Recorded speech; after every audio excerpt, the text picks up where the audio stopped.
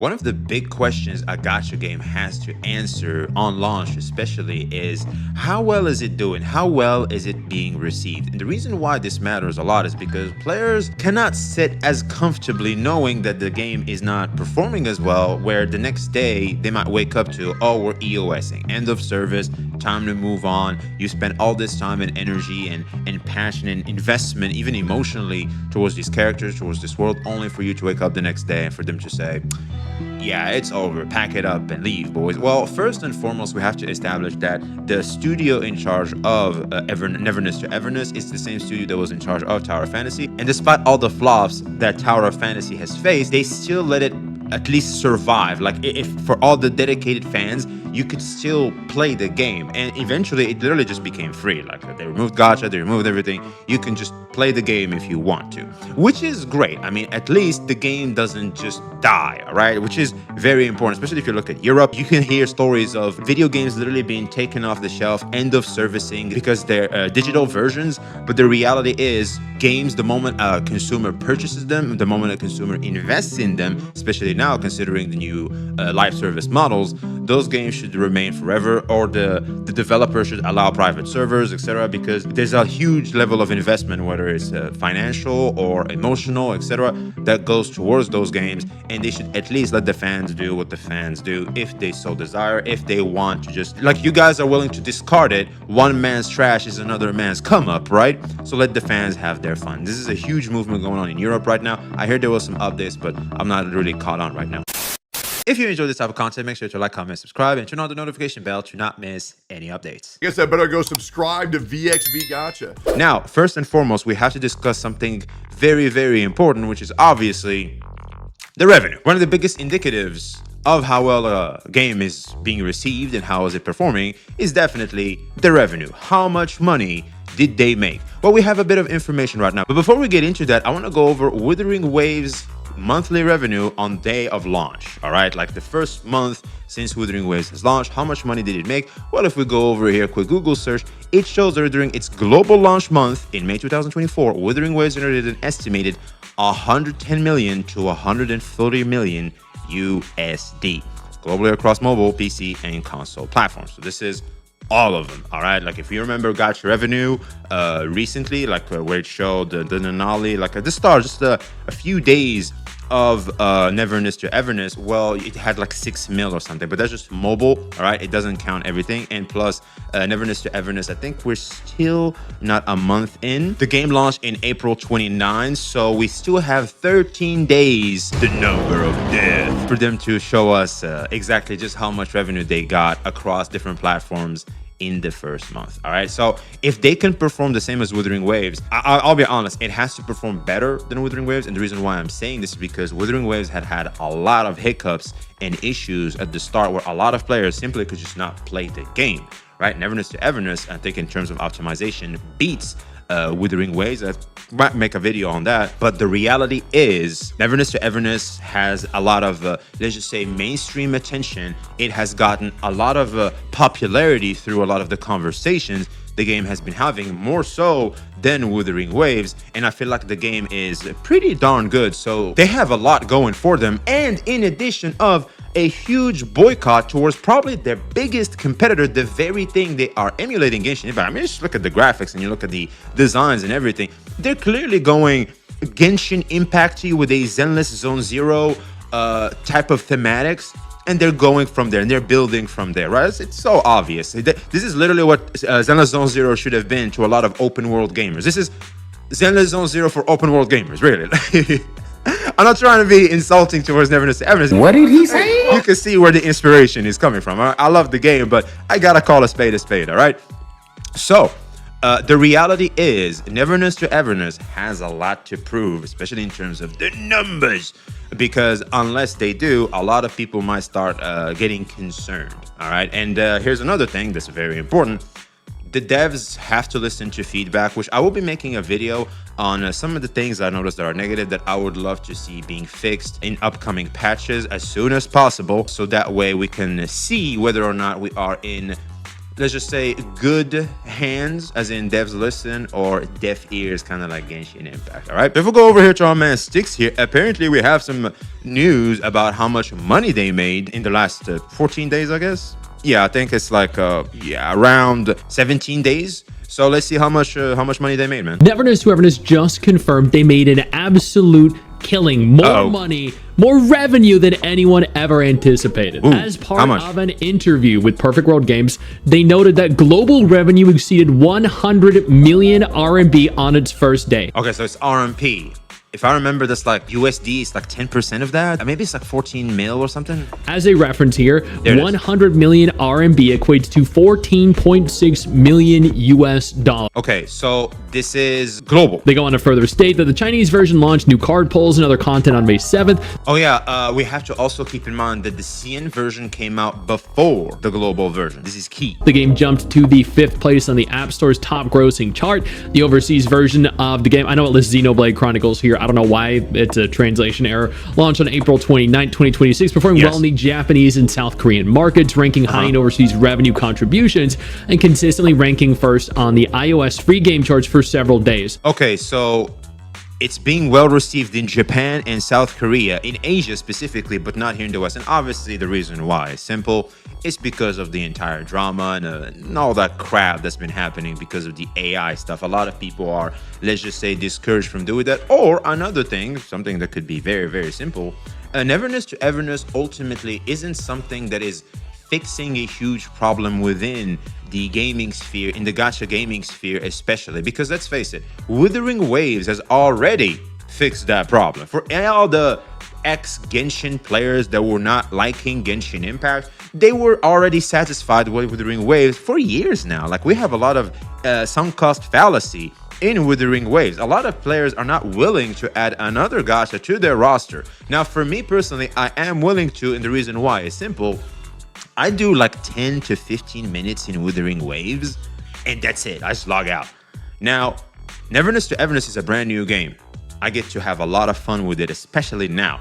However, as soon as I finish, like I'm in post-game content, I just have to do daily stuff, and I have to like include it in with Wuthering Waves as like I just do my daily crap. I'm not sure if Neverness to Everness is gonna remain there with Wuthering Waves, or Wuthering Waves is gonna remain there with Neverness to Everness, believe it or not, because I'll be honest with you, for a more casual gamer like myself, I feel more, and by that I mean like somewhat mechanically okay-ish within my games.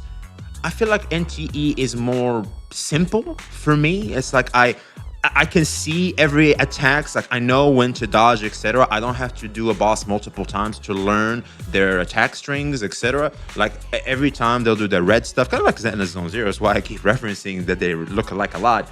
Is they do the red thing and then you can just dodge, all right? And when I don't dodge, I just feel stupid because they literally tell you, hey, there's a swing, he's about to swing, he's about to take a swing. It's like you see someone doing, right? It's like, you know they're about to take a swing. So at least they let you know and they alert you to that. And that helps me a lot as someone who just likes to turn their brain off. I don't want to really, really lock in, sweat a PvE game, all right? I never was a fan of like Souls-like games, etc. That's why I've never played them. So I just like a game that can be challenging, but yet doesn't tell me, hey, yo, you're so trash at video games, all right? So I feel like because of this very sentiment of players already being satisfied, plus players, especially employed silent majority type of gacha gamers, they're not sure they want to include yet another game within their roster. And most importantly, well, they gotta have to, you know, make sure the daily activities you do in the game are worth doing, are worth keeping the game, keep investing in the game. It's a lot of fun. To me, like, it's fine. Like, I'm still upgrading City Tycoon. Like, I'm still progressing in the game. Progression is very important for gamers, all right? However, the reality is, the daily stuff, the daily grind, I personally don't know how that is yet. I think it's going to be simple, which a lot of players could be, you know, okay with including in their roster of daily activities within their gachas, but we don't know yet.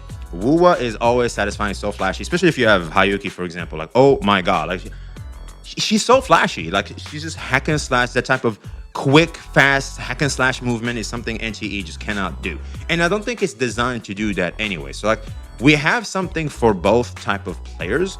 And I feel like we're just eating good. Like overall, if NTE doesn't surpass things, I'll be honest, I'm quite satisfied. My hopes for NTE personally, just me, I know I've kind of been shilling the game recently. I was pretty, it's been well received by me personally, but the reality is a lot of people that have been keeping up with this channel specifically know exactly what I'm about to say. I want NTE to be established, strong, right? It's a strong competitor over there, but I don't want it to be the best, because if it becomes the best, we all know what the fuck they're about to start doing. Forget about the whole freebies. They might even include the 50-50. They might change the gacha banner to include the 50-50. So yeah, I don't want that to happen, all right? So for me personally, I want NTE to start succeeding like to a minimum where it start to be a competitor for Wuwa, for Kuro Games, for Hoyoverse, where they can start changing and tweak some things, but not enough where it surpasses them and it also becomes a problem, all right? This is my hopes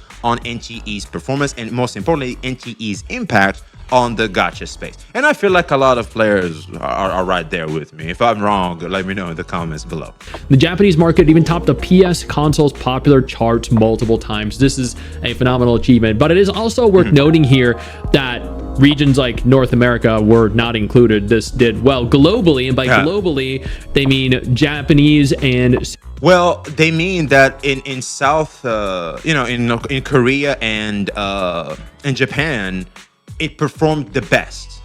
Because I think I've seen some screenshots too, like where they show, hey, yo, NTE is like at the top of iOS and stuff. It just didn't do that in the West, but it still was a hit. It still was a hit. It just wasn't top dog. South Korean market specifically. So I'm curious why North American and European countries players didn't really receive it as positively as Japan and Korea. But this is an incredible achievement either way. Well, don't forget also something important. Like we had like huge releases in terms of mainstream gaming. Like Crimson Desert released recently. A lot of players are still playing that. Like I don't know how many gamers are still, like especially the mainstream gamers, are looking into the gacha space right now. But we'll see. We don't have the numbers. I think gacha revenue can definitely help us with the numbers in terms of how global and how well the game is performing, at least on mobile. So we'll see how the numbers are there.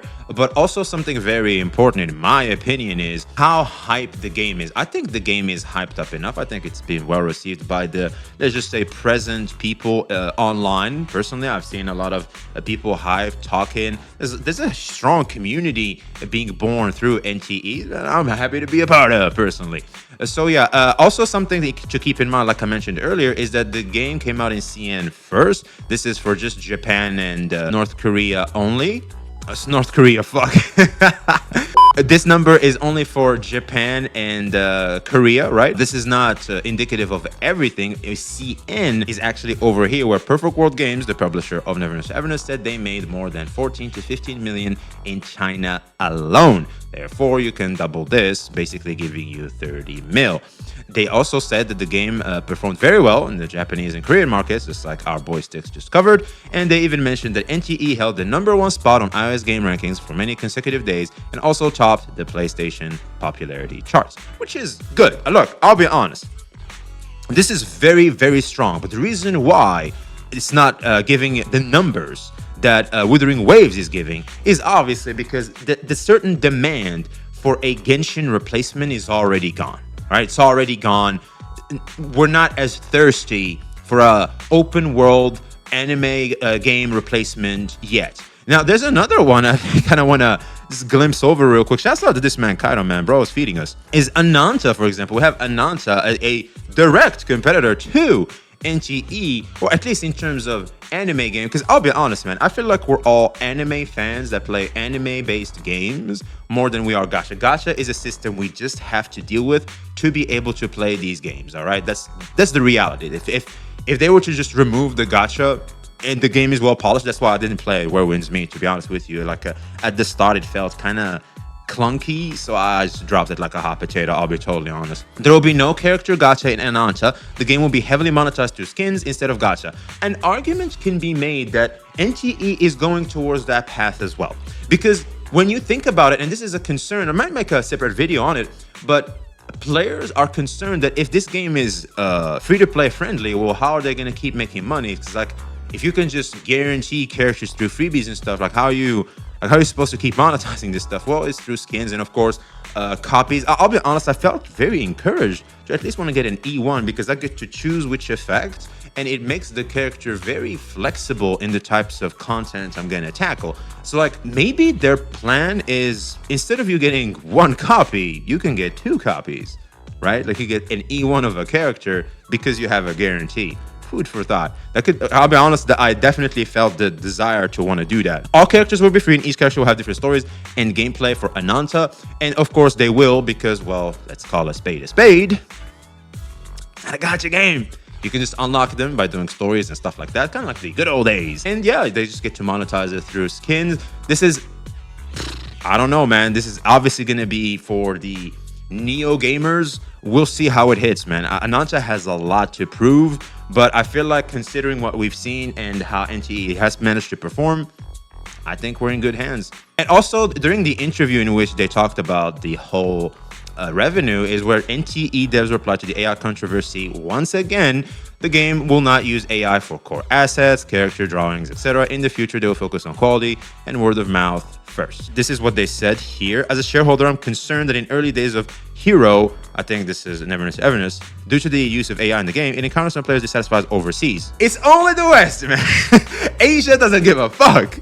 How will the company balance the efficiency of AI with the negative emotions for overseas players on AI? I'll be honest, man, I love how in the question as a shareholder, a lot of the stuff Sticks have shown here, etc., it all screams, we're doing this for the shareholders, we're doing this for the investors, which any self-respecting company should be doing. But yeah, just so that you understand in case you haven't caught that. So the answer to that question was, we fully respect the concerns of players about AI creation, about the company always strictly controls the boundaries of AI use and adheres to the bottom line of content creation. As far as NTE is concerned, the game's core assets, character drawings, etc. will not use AI to create, and AI will only be used to complete some auxiliary work, just like you would in Premiere Pro, any app that's going to support you. Basically, it's that. In the future, the company will continue to put quality and word of mouth first, find a stable balance between technology empowerment and player emotions, and achieve long-term healthy operations of products. And so there it is. That's it, man. It is looking like we are doing okay. All right, I don't think we're gonna hit record numbers, but then again, the game is not over for all the my game made this much amount of money, NTE sucks because Woo made 140 mil at the start and NTE just made 30 mil. Right? That shit doesn't necessarily matter, and the reason why that shit doesn't necessarily matter because all we want is for NTE to at least impact the gacha space positively, where even the pre-existing games can tweak up and change up the formula, especially when it comes to how they go about doing the gacha system, for us, the player base, to have a better experience with the games that we already enjoy. So yeah, that's gonna be my hope personally. What do you guys think about the numbers, man, and the sentiment going on right now? Let us know your thoughts in the comments below. Like, subscribe if you have not already. Be seeing you.